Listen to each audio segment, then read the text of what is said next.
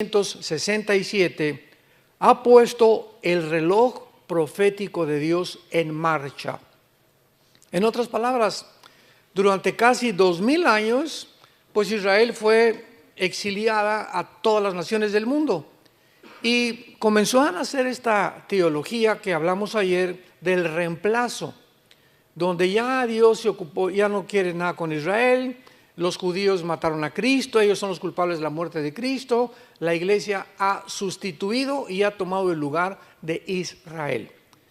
Y ahí vamos caminando todos y de repente en 1948 otra vez Dios manda un enfoque, una luz del cielo y vemos el milagro más grande de la historia. El regreso del pueblo judío a su tierra. ¿Quién se lo iba a imaginar? De casi 2000 años de exiliados. Y el 14 de mayo de 1948, todos los ojos otra vez sobre la nación de Israel. En un día, nunca esto ha pasado en la historia, en un día se forma una nación libre, soberana e independiente. 14 de mayo de 1948. Entonces se vuelve otra vez el enfoque hacia Israel, vienen las guerras de los árabes contra ellos, el 56, el 67, recapturan Jerusalén, tuvieron que entregar la otra mitad de Jerusalén porque las Naciones Unidas les obligaron, pero otra vez se vuelve a enfocar hacia Israel y vemos desde el 48 a nuestros días, mucha gente me ha preguntado, ¿cuándo considera usted que las profecías bíblicas finales comenzaron a cumplirse? Y les contesto sin lugar a dudas, a partir de 1948. ¿Por qué? Porque si Israel, escuchen esto, si Hitler hubiera exterminado a los judíos, todas las profecías finales no se hubieran cumplido. Si Hitler hubiera exterminado a los judíos, ¿quién iba a perseguir al final de la tribulación a los judíos si no es el anticristo? Tenían que existir como nación. Si Israel no hubiera regresado en el 48, ¿cuál es la construcción del tercer templo? Porque está profetizado que van a construir el tercer templo. Es más, ya tienen casi todo listo en Israel para la reconstrucción del tercer templo. Entonces, todas estas profecías ubicadas al final de la historia tenían que cumplirse, pero para ello tenía que Israel regresar a su tierra después de casi 2000 años de exilio. Entonces, esto es de una forma, como dicen en inglés, amazing, es una forma asombrosa. Veamos en Isaías 44, esta profecía de hace 2700 años, donde Dios lanza un desafío, Dios lanza un reto para todas las gentes que dudan de que realmente la Biblia sea la palabra de Dios y no el libro del Mormón, ni tampoco el Corán, ni el Mahajanivana Sutta, ni los Vedas, ni el Tripitaka de Buda. Tú puedes ponerme todos los libros sagrados aquí del lado izquierdo y la Biblia del lado derecho. Ningún libro que se considera sagrado contiene las profecías, la cronología de la historia, las evidencias físicas, genéticas, paleontológicas, antropológicas, microbiológicas, químicas, matemáticas, etcétera, etcétera, que contiene la Biblia. Ninguno. Es un libro asombroso. Y cuando hay críticas sobre la Biblia, simplemente es por desinformación o ignorancia. Veamos lo que dice Dios, Isaías 44, versículo 7. Comienza preguntando el Espíritu de Dios.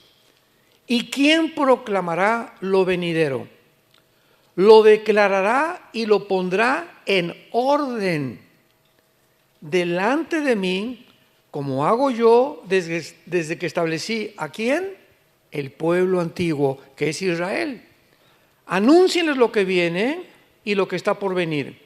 No teman ni se amedrenten. No te lo hice oír desde la antigüedad y te lo dije. Luego ustedes son mis testigos. No hay Dios sino yo, no hay fuerte, no conozco ninguno. ¿Qué otro libro dentro de los que se consideran sagrados o religiosos tiene en orden la historia como tiene la Biblia? Un ejemplo rápido. En la historia han existido imperios. Vamos a enunciarlos: el imperio egipcio, el imperio asirio, babilonio, los medos persas, los griegos y el imperio romano. La Biblia describe el orden cronológico en el que iban a aparecer cada uno de estos imperios. Asombroso. Vienes al libro de Daniel, por ejemplo, y hay una visión en el capítulo 2 de Daniel de una estatua gigantesca que el rey Nabucodonosor tiene en un sueño y que ni los astrólogos, ni los magos, ni los hechiceros le pudieron interpretar.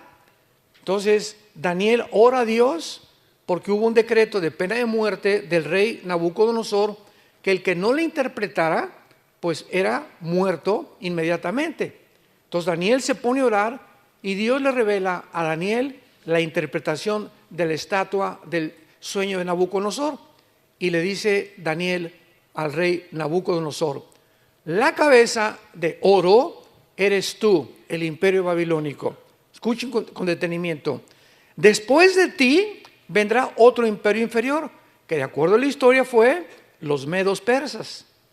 Y el pecho y los brazos de plata son los medos persas. Después de ti, la cintura, que era de otro metal, el bronce, va a venir otro imperio que fue el imperio griego. Y las dos piernas de hierro será un cuarto imperio fuerte, que fue, de acuerdo a la historia, el imperio romano. Entonces, ahí describe Daniel hace 2600 años la secuencia de los imperios de la historia que ha corroborado que iban a sucederse uno tras otros, anunciado con cientos de años de anticipación. Y por eso dice Dios: ¿quién proclamará lo venidero y lo pondrá en orden? ¿Qué otro libro? Búscale. Yo les he dicho siempre en muchos seminarios, decimos en México: ¿quién es tu gallito, Giro? ¿Cuál es tu gallo? O sea, dime el libro que más amas, el libro de filosofía, de historia, de lo que tú me quieras mencionar, dímelo. O dime qué libro sagrado conoces tú, y vamos a compararlo con la Biblia. Ninguno de los libros que se consideran sagrados, repito, contiene la historia, las profecías y todas las evidencias que son geográficas, históricas, que tiene la Biblia. Y además la Biblia es la razón por la cual es el libro más atacado y más controvertido que existe en el mundo. Y cuando los grupos de rock pesado, ¿verdad?, como Madonna, quieren atacar un libro, o como los E-Men, o como Iron Maiden, o como los Rolling Stones, ¿por qué nunca atacan el Corán? ¿Por qué nunca atacan el Tripitaka de Buda? ¿Por qué no atacan ningún libro? ¿Por qué es la Biblia el libro de más odio del mundo? ¿Por qué? ¿Por qué le arrancan las hojas y le comienzan a escupir sangre sobre la Biblia? ¿Por qué Jesucristo es el personaje y no Mahoma, y no Mahatma Gandhi, y no Buda, que acabó en McDonald's? ¿Por qué son el objeto del odio? Todo el odio está centrado. ¿Por qué aquí en Estados Unidos, por cualquier cosa, Jesus Christ? ¿Por qué no dicen Mahoma? Siempre es Jesucristo en la boca de todo el mundo, ¿verdad? ¿Y por qué siempre hablan de Dios o el Dios de la Biblia? Precisamente porque no es coincidencia, son el objeto del odio y del ataque de Satanás. Y ya lo entendemos que no es coincidencia lo que está pasando. Ahora dice aquí en el capítulo 46 de Isaías, denle la vuelta nada más, versículo 9. Isaías 46. Acuérdense, dice Dios, acuérdense de las cosas pasadas desde los tiempos antiguos, porque yo soy Dios y no hay otro Dios y nada hay semejante a mí, que anuncio lo por venir desde el principio y desde la antigüedad, lo que aún no era hecho, y que digo, mi consejo permanecerá y haré todo lo que quiero, que llamo desde el oriente a la ve y de tierra lejana al varón de mi consejo. Yo hablé y lo haré venir, lo he pensado y también lo haré. Dice Dios: ¿hay algún libro que te diga o que te explique las tres preguntas más importantes de la filosofía y de la existencia del ser humano, como número uno, ¿quién hizo el universo? ¿Cómo se originó el universo? Número dos, ¿quién soy? ¿Quiénes somos realmente? ¿Me podrá decir el psiquiatra, el psicólogo, el sociólogo, el antropólogo? ¿Quién soy? ¿De qué estoy formado? ¿Podrán conocer estos seres humanos igual que tú y que yo de qué estamos formados interiormente? ¿Podrán demostrar que hay algo que trasciende nuestra humanidad y nuestra vida física y terrenal? Y número tres, ¿hacia dónde se dirige la humanidad? ¿En qué va a terminar la humanidad? Número uno, nadie podrá jamás decir cómo comenzó el universo. ¿Por qué? Porque para que sea científico, tiene que ser repetitivo. Entonces, como nadie estuvo cuando fue creado el universo, simplemente hay teorías, hipótesis, especulaciones. Y se han inventado como la teoría del Big Bang. Pues comenzó con una explosión del universo. Señor ateo, come here, please. Acércate. ¿Y quién produjo la explosión? Porque la nada no produce nada. Y si seguimos una línea lógica elemental, después de que dice usted que hubo una explosión, ¿podrá la materia producir el pensamiento? ¿Podrá la materia producir la conciencia? La nada no produce nada. Y venimos a la Biblia y así comienza la Biblia. Bereshit Elohim ha-samayim ha-eretz. En el principio Dios hizo los cielos y la tierra en el hebreo. Son 7 palabras del versículo 1 del Génesis y el versículo del medio es el menorá. Increíble. Esto ni los rabinos que hicieron esto se pusieron de acuerdo para haber podido coordinar y entender que había una secuencia impresionante en las mismas letras hebreas describiendo a Yeshua o a Jesús escondido, o las verdades que hasta el Nuevo Testamento fueron reveladas cuando los rabinos no creen en el Nuevo Testamento. Impresionante. Entonces la Biblia nos muestra que fue hecho el universo de la nada. Hebreos 11, 1 y 2. De lo que no existe, Dios hizo lo que existe. Se llama ex nihilo. O sea, fue hecho de la nada. Dios hizo de la nada que aparezca la tierra, que aparezca la luz, etcétera, etcétera. Y esta es la razón por la cual ahora la ciencia comprueba que el universo tuvo un principio. Porque en tiempos de Galileo y en tiempos de todos los grandes astrónomos del pasado, la Iglesia Católica los frenó para que no siguieran investigando y demostraron, ¿verdad?, que la Tierra, decía, no es que siempre ha sido la Tierra eterna. Y la Biblia dice que hubo un principio. ¿Cuándo comprobaron que la Tierra tuvo un principio? Cuando descubrieron las leyes de la termodinámica. Las leyes de la termodinámica, damas y caballeros, santos de Dios, son las 2 leyes físicas que rigen todas las demás leyes del universo. La primera ley explica claramente que nada se crea ni se destruye. Y la segunda ley de la termodinámica establece físicamente que todo tiene un proceso de descomposición, de deterioro, que todo se echa a perder. Esto se tiene que echar a perder, mi coche se tiene que echar a perder, yo estoy muriendo celularmente, todo absolutamente. El sol pierde millones de toneladas de masa por minuto. El universo está bajo una ley que antes de que se descubriera las leyes de la termodinámica, la Biblia le llama la ley de la corrupción. Todo tiende a echarse a perder, todo tiende a corromperse, tal como la Biblia lo estableció miles de años antes que ni siquiera se descubriera la física. Así que esto es increíble. Cuando tenemos toda esta información, nos damos cuenta que la Biblia sobrepasa la comprensión de la misma ciencia, porque antes que la ciencia descubra algo, la Biblia se anticipó. Y luego, ¿quiénes somos nosotros? Bueno, pues hasta el siglo pasado aparece un doctor llamado Sigmund Freud, padrino de muchos de ustedes.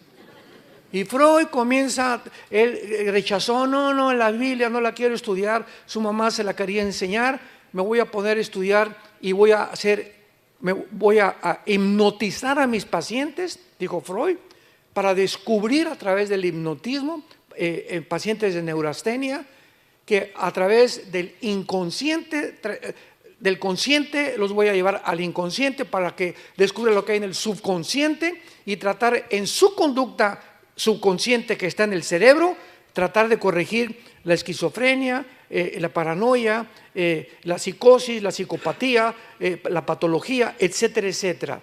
Entonces Freud creyó que nosotros teníamos un problema en la psique, de ahí viene la palabra mente, y se equivocó rotundamente, porque la Biblia nos dice que hay otro elemento más profundo que la mente, que es el origen de los problemas mentales, y es el espíritu.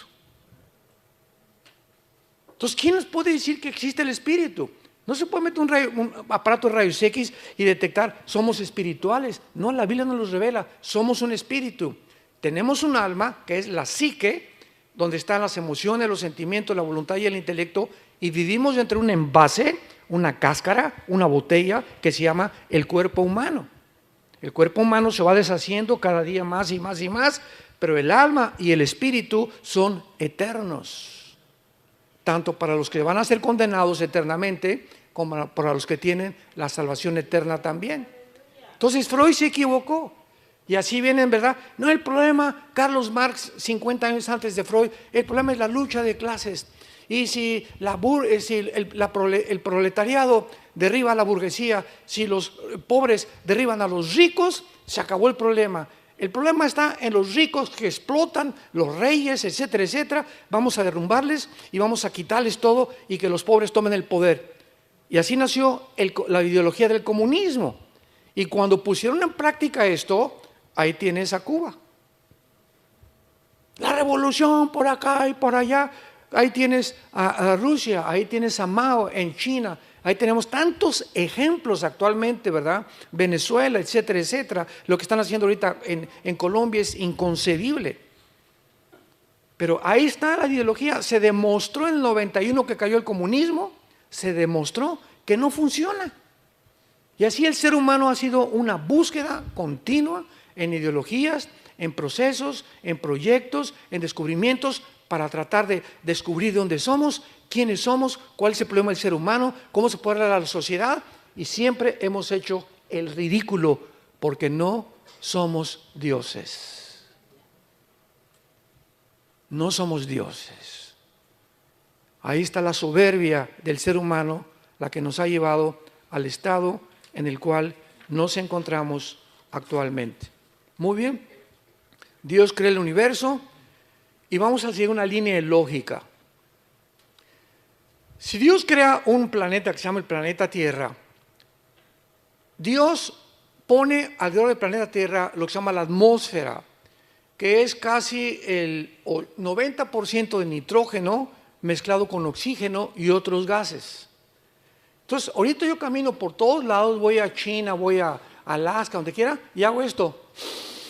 ¿Qué es lo que estoy respirando? Estoy respirando un gas, estoy respirando algo que exactamente es lo que necesitan mis pulmones para poder vivir. El oxígeno es lo que le da la vida a mi cerebro y a mis neuronas. Me voy a la luna, me muero. Me voy a Marte, me muero. Y están pensando en tener luna de miel en la luna.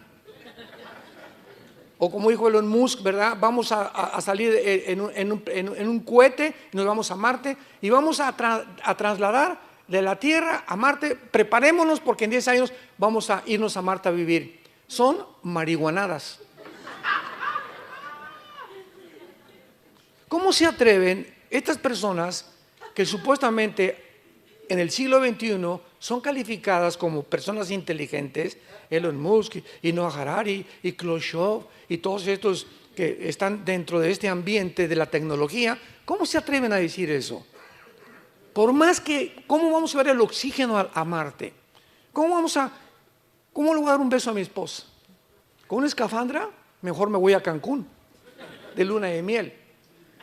Bueno, son tantas tonterías, pero siempre aspirando, ¿verdad? y la Biblia declara claramente que Dios formó este planeta a comparación de todo el universo que existe, con las condiciones, los árboles. La manzana contiene características nutriológicas, vitamínicas que mi cuerpo necesita. El plátano, el potasio que mi cerebro necesita. Las uvas tienen el resveratrol que mi cuerpo y mi sangre necesita. Las mandarinas, los limones, las vitaminas que necesito, vitamina C. Todo a nuestro alrededor está relacionado con nuestra sobrevivencia. Damas y caballeros, señores ateos, ¿coincidencia? ¿Coincidencia? ¿Cómo es posible que nos atrevamos a creer que aparecimos por coincidencia? El mar, el agua que tenemos, las montañas, las puestas de sol, nos ha puesto Dios en un huerto, en un paraíso maravilloso. Y este paraíso lo hemos convertido en un basurero. Ya contaminamos el agua del mar, ya contaminamos la comida, ya contaminamos el aire, ya contaminamos el agua, hemos contaminado todo a nuestro alrededor, demostrando que el diagnóstico que Dios tiene en la Biblia es verdadero. El ser humano es autodestructivo. ¿Por qué fuma, don Pancho? Porque me gusta, pastor. Oye, ¿qué dice la cajetilla? Este producto es nocivo para la salud. ¿Qué no le ha ido? Chichepo. ¿Y entonces por qué sigue fumando? Porque me gusta. O sea, su razón no funciona. Mi razón me dice, me estoy envenenando, pero mis gustos y mis pasiones dominan mi manera de pensar, demostrando que somos autodestructivos. ¿Por qué se emborracha, don Pancho? ¿No sabe que el alcohol le da cirrosis, el hígado, el estómago, los pulmones, la garganta, el esófago, la tráquea, la lengua, los ojos van a parecer calavera en 5 años cuando los tenga usted de tanto tequila que toma? Sí, lo sé. ¿Y por qué se sigue emborrachando? Si sabe que está echando a perder su vida, echando a perder su matrimonio, sus hijos y su trabajo, ¿por qué lo hace? Porque me gusta. O sea, esto nos demuestra que el ser humano no es gobernado por la razón, sino por sus pasiones. Tal como lo dice Romanos 7, el mal que no quiero, eso hago. El bien que quiero hacer, no lo hago. Porque cuando quiero hacer lo bueno, cuando quiero dejar el cigarro, cuando quiero dejar el alcohol, cuando quiero dejar la pornografía, encuentro que hay un poder dentro de mí, sígame con cuidado, un poder dentro de mí maligno, que me lleva a hacer lo que yo no quiero. Yo no quiero fumar, pero me gusta. Yo no quiero la pornografía, pero me siento atado como un esclavo. Yo no me quiero emborrachar, pero me siento... Y entonces se inventan centros de rehabilitación, alcohólicos anónimos, etcétera, etcétera, para tratar de ayudar a la gente a salir de sus prisiones en las que nos encontramos. Y no hay ningún antídoto. Un psicólogo, un psiquiatra, ningún hospital psiquiátrico puede sanar a nadie. La Biblia dice que hay solamente un antídoto, se llama la sangre de Jesucristo.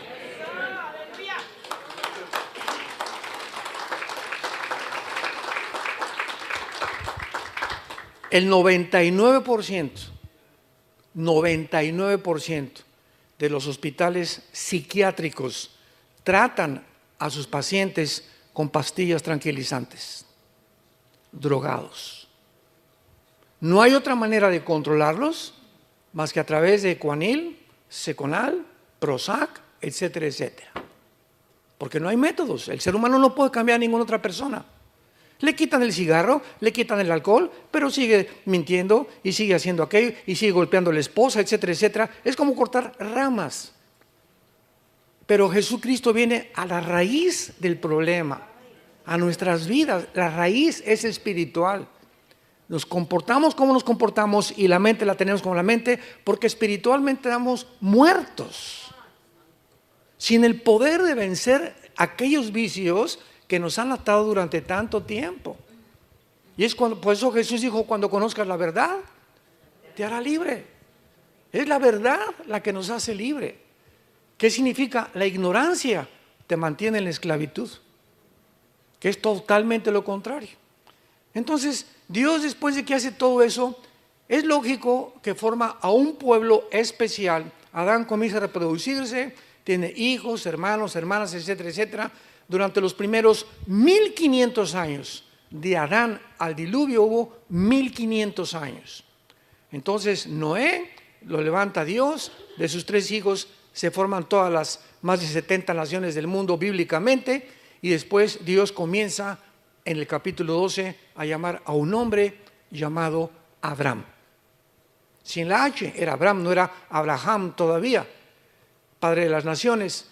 Y a través de este hombre le dice a Abraham: vente y salte de tu tierra y te voy a enseñar y te voy a hacer un pacto contigo. Vayamos a Génesis capítulo 12 para que veamos el inicio y la comprensión de la nación de Israel. Una vez me preguntaron: ¿y por qué Dios escogió a Israel? Y le dije: porque le dio la gana.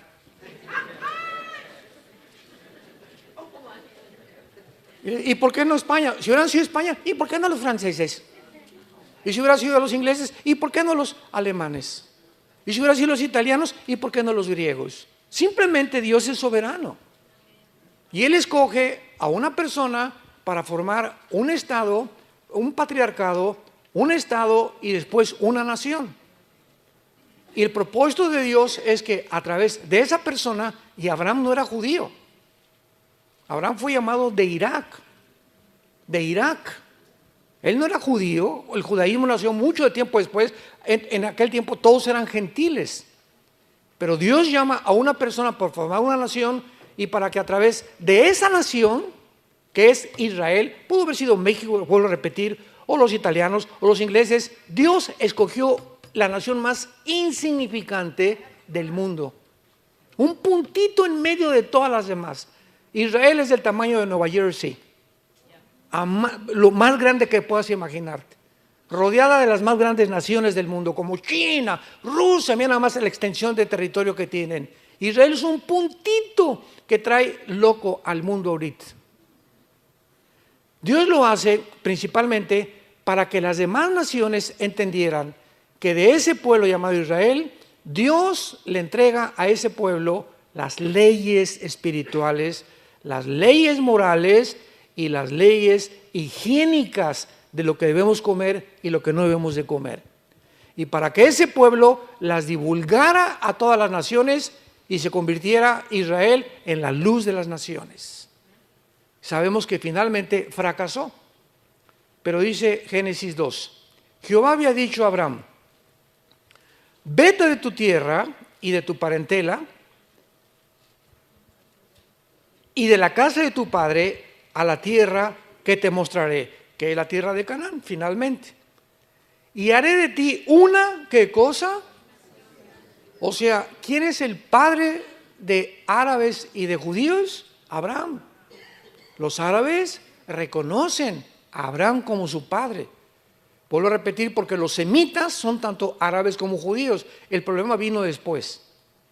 Pero vemos que de Abraham nacen dos de las más grandes razas del mundo, que son los judíos y los árabes. Haré de ti una nación grande y te bendeciré. Y engrandeceré tu nombre y serás bendición. Bendeciré a los que te bendijeren y a los que te maldijeren, maldeciré. Y serán benditas en ti todas las familias de la tierra.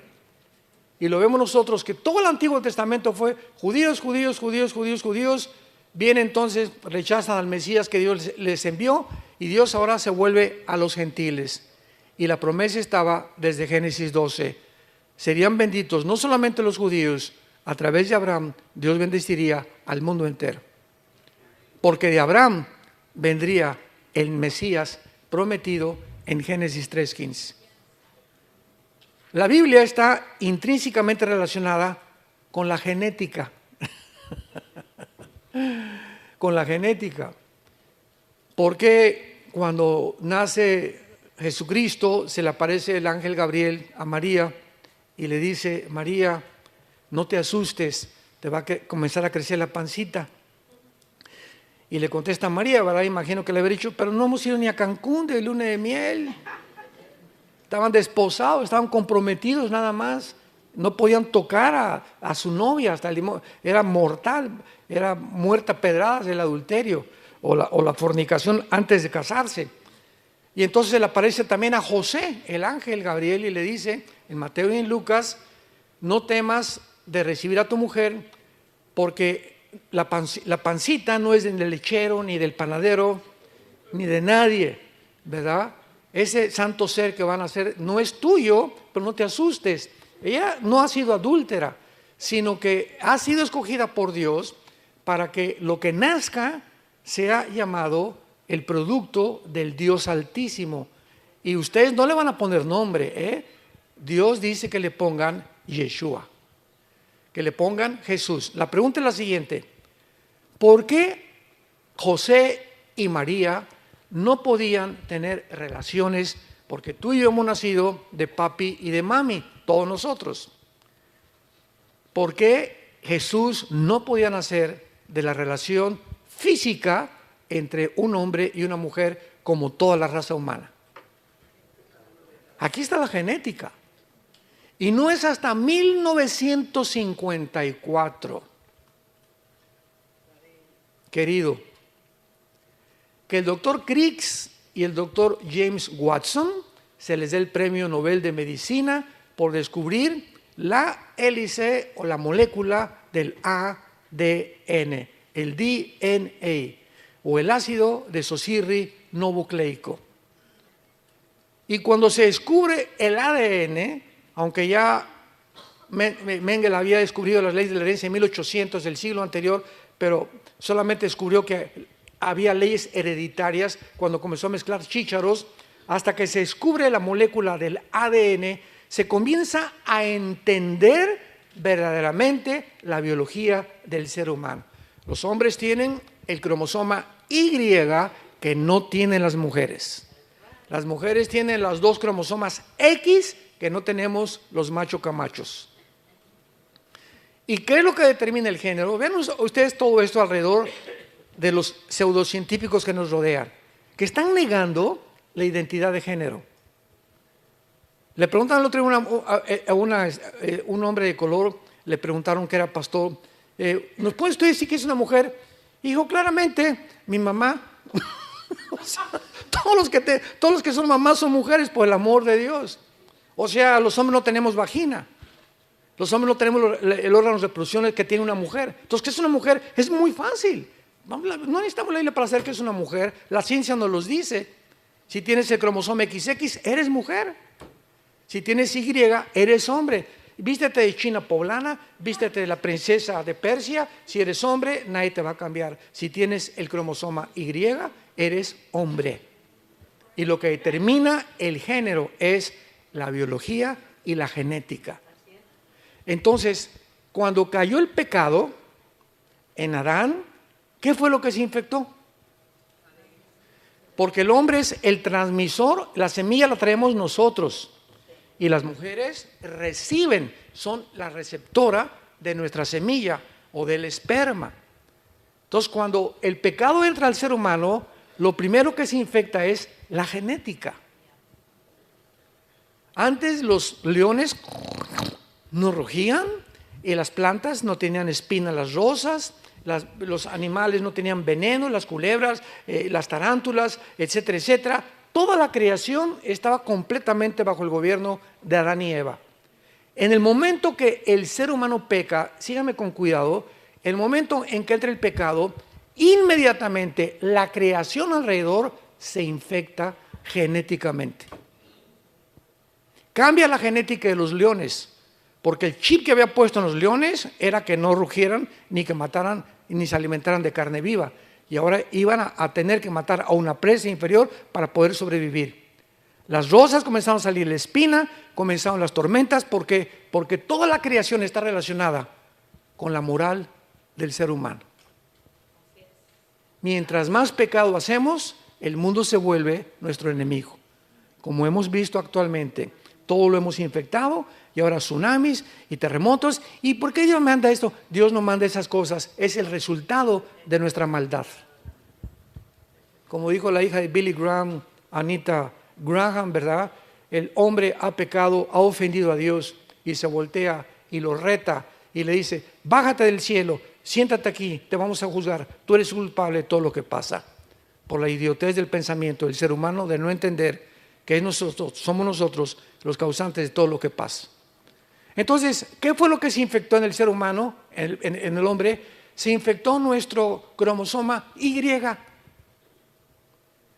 Y entonces, desde Adán a nuestros días, todos nosotros tenemos hijos, le comunicamos el esperma, viene la fertilización, la mujer recibe los 23 cromosomas que tenemos nosotros, se junta con los 23 cromosomas, se junta un cigote 46 cromosomas, y en el momento de la fertilización es en el momento en que Dios manda su espíritu. Pero la infección genética viene del alma. ¿Lo sabían? Qué interesante, ¿verdad? ¿Por qué? Porque el pecado se transmite a través de la sangre. Levítico capítulo 11, la vida de la carne está en la sangre.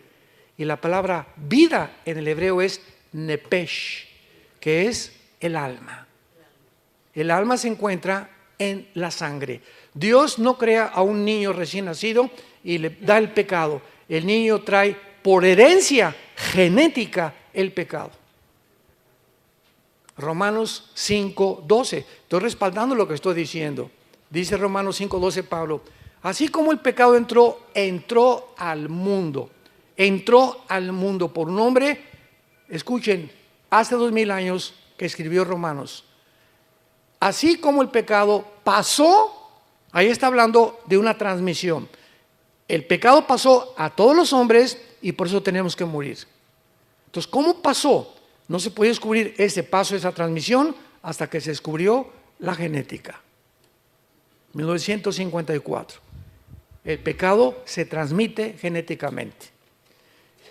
Y hace poco, la semana pasada, mi esposa le enseñé un video que me mandaron, donde se acaba de descubrir, con tanta tecnología que hay ahorita, que en el momento de la fertilización, el óvulo, así lo filmaron con unas cámaras especiales, comienza por primera vez, esto es único en la ciencia moderna, comienza el óvulo a emitir una luz que nunca habían visto y comienza a ser así, mandando luz.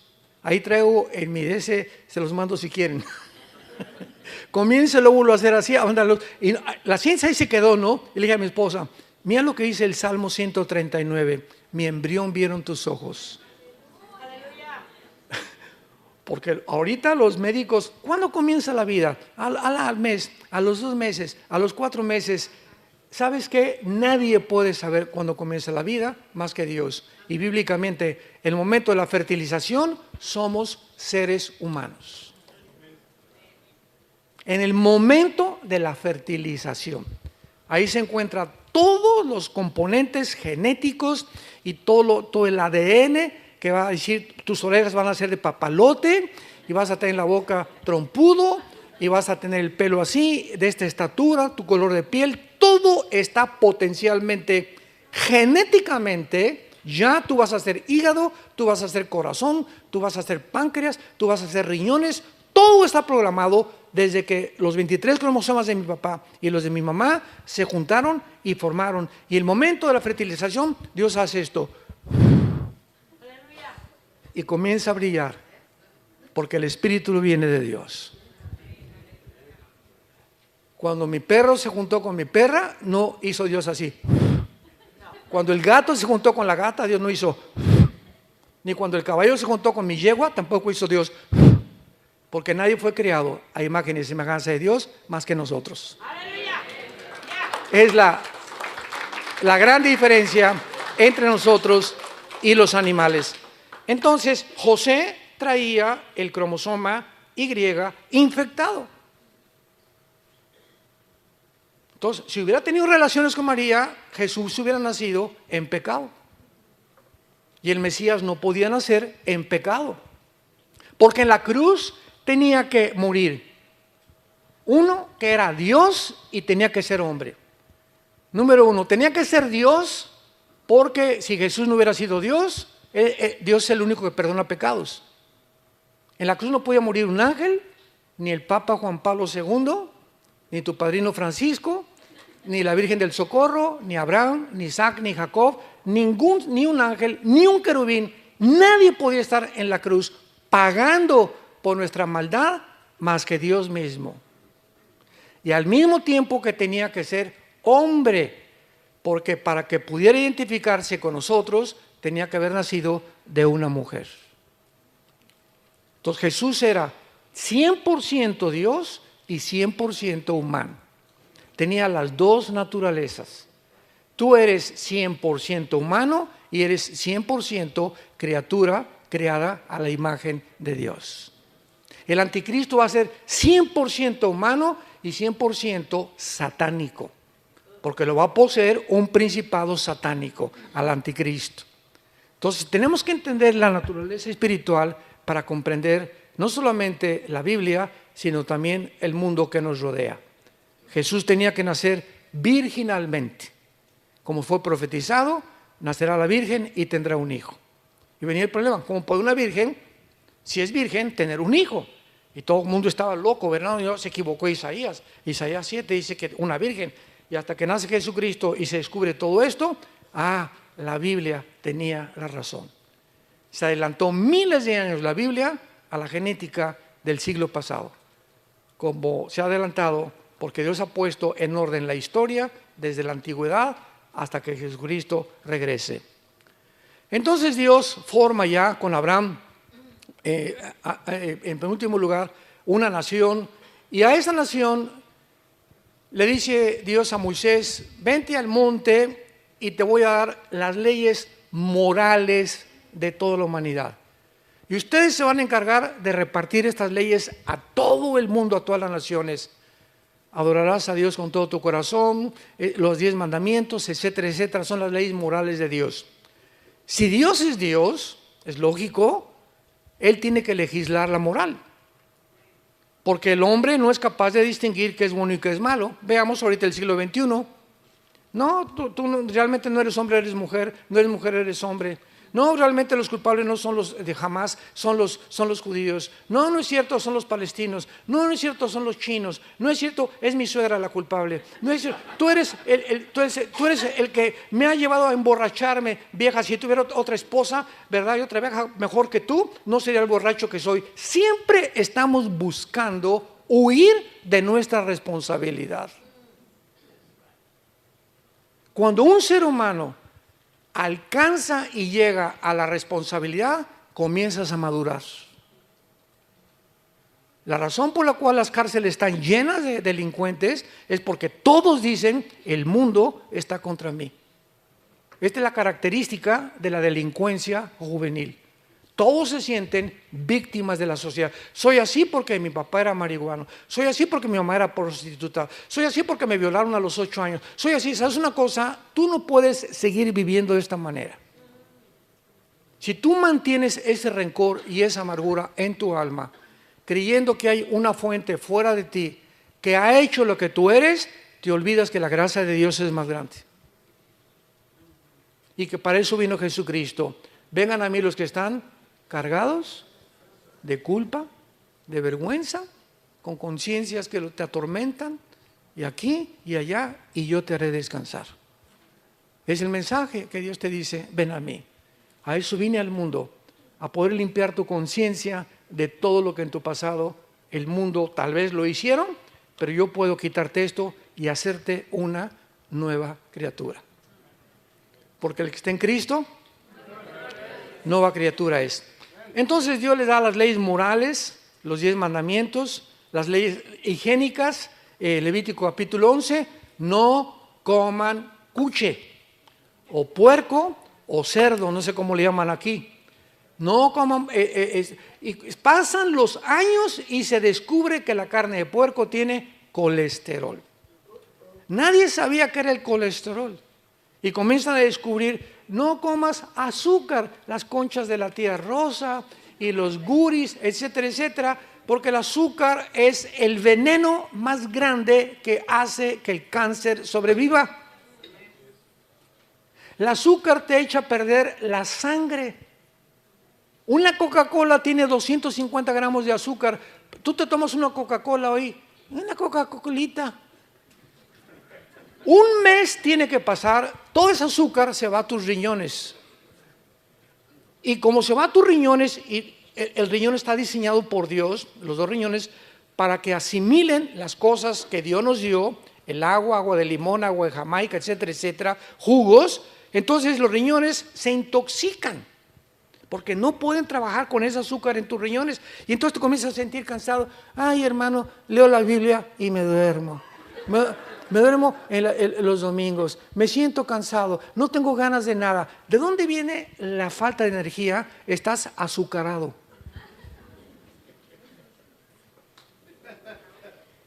Dios nos dio las leyes, no coman ustedes conejos tampoco, no coman la langosta, es el plato más caro y el que más colesterol tiene. Qué inteligente es el diablo, ¿verdad? Y nos da las leyes de la alimentación para que sepamos distinguir que en las mañanas, lo primerito que tenemos que tomar no es por el amor de Dios, se los suplico, se los ruego, no sea el café. Imagínate, es una como hoy express tu estómago, le pones ácido y peor que no tenga crema. Todavía capuchino. Y todo, lo primerito que diga es café y comienza toda tu flora intestinal a asimilar todas estas cosas, todo el ácido, comienza a producirte problemas de gastritis, etcétera, etcétera. Lo primerito que el estómago tiene que recibir es fruta. Nunca comas fruta después de comer. ¿Para qué le pones ya a la olla express? Y ahí está el cuche que traes ahí, el cabrito de Monterrey que traes ahí, los chilaquiles, el pozole de Puebla y de Oaxaca. Y arriba la fruta, pues ya no, tu estómago ya no puede jalar la fruta, todas las vitaminas que necesitamos, que es lo primero que tienen. La fruta es lo más alimenticio que existe, y las lechugas y las ensaladas. Y después ya ponle todo lo que quieras, huevos, omelette, pero tiene que tener fruta en ayunas el estómago para que funciones con salud. Todo está en la Biblia. Y así somos de tercos y por eso, ay, me duele, y sáqueme el espíritu que tengo aquí, hermano. Señor de los cielos, espíritu de retortijón. Dios le da las leyes morales a Dios, las leyes higiénicas, y Dios en Deuteronomio le da las leyes civiles de cómo gobernarnos. ¿Cómo debe un gobierno gobernar al pueblo? Y esta bendición se encuentra no en el derecho romano, no en los griegos, se encuentra en la Biblia. Antes que el derecho romano y antes que los griegos y antes que todo, la Biblia es el origen de la formación y las leyes que Dios anhelaba que el ser humano las asimilara, las comprendiera, pero es imposible asimilarlas sin tener el Espíritu Santo en tu corazón. Y es lo que en esta mañana Dios quiere que tú entiendas, que esta nación fue escogida por Él precisamente para que pudieras a través de la Biblia, porque la Biblia viene de los judíos. Cristo era judío, los primeros apóstoles eran judíos, la primera iglesia fue judía. Y te bendeciré a los que te bendijeren. Y a través de la historia, todas las naciones que han maldecido y las personas a Israel han recibido la maldición. Ahí está el peligro del antisemitismo. No seas tú una persona que se encuentre maldiciendo al pueblo escogido de Dios. Oremos por Israel, oremos por los palestinos, oremos por los árabes, oremos por los mexicanos, oremos por esta nación, porque somos un pueblo que tenemos que interceder por todas las naciones del mundo. Pero nunca maldigamos ni a Israel ni a los mexicanos. Nunca salga de tu palabra y de tu boca ninguna maldición hacia ninguna persona, porque cuando tú maldices a alguien se te regresa como un boomerang. Lo que tú siembras tienes que recoger. Oremos. Señor, gracias en esta mañana por tu palabra. Ustedes son mis testigos, dice tu palabra, que tú eres Dios. Y recibirán poder cuando el Espíritu Santo venga sobre ustedes. ¿Con qué propósito has entrado a vivir en nuestra vida, Señor? Para ser testigos. Principalmente para dar al mundo a conocer tu amor en esa cruz.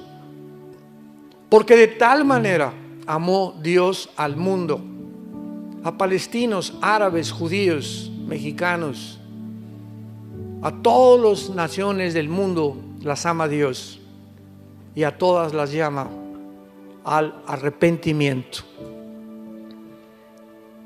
Dios quiere entrar a tu vida en esta mañana y convertirte en un testigo. Un cristiano es una persona que habla de Cristo. Tú no puedes llamarte cristiano, ni te atrevas a llamarte cristiano, si desde el momento que tú te convertiste a nadie le has hablado de Cristo. No somos cristianos de la secreta.